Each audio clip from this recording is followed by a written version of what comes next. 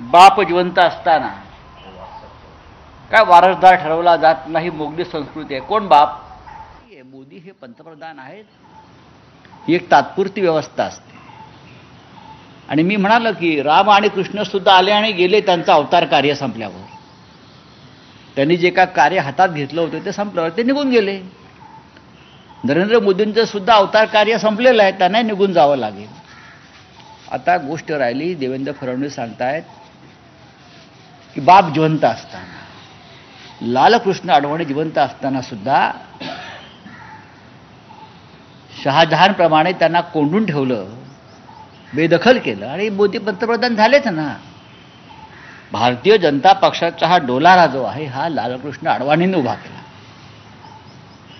आजचा भारतीय जनता पक्ष आहे, वैभवशाली भारतीय जनता पक्ष, हा 2 जागांपासून सत्तेच्या शिखरावर नेण्याचं काम हे लालकृष्ण अडवाणी यांच्यासारख्या संघर्षमय नेत्याने केलेलं आहे.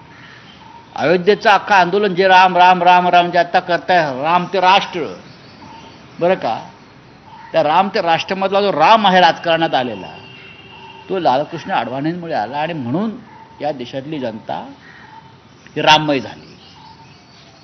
त्यांचा हक्क असताना पंतप्रधान पदाचा, फार तर राष्ट्रपती पदाचा, शहाजहानप्रमाणे म्हणजे मोगली संस्कृतीप्रमाणे त्यांना एक प्रकारे बंदिवान आणि बेदखल केलं सत्तेवरून.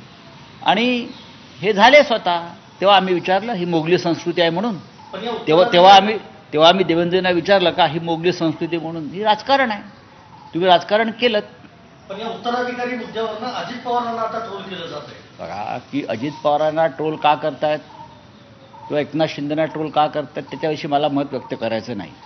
मी देशाचे पंतप्रधान नरेंद्र मोदी 75 वर्षाचे होत आहेत आणि त्याविषयी चर्चा करण्यासाठी त्यांना RSS मुख्यालयामध्ये मी पाचारण केलं होतं म्हणणार नाही, पण चर्चेला आमंत्रित केलं होतं. एक लक्षात घ्या,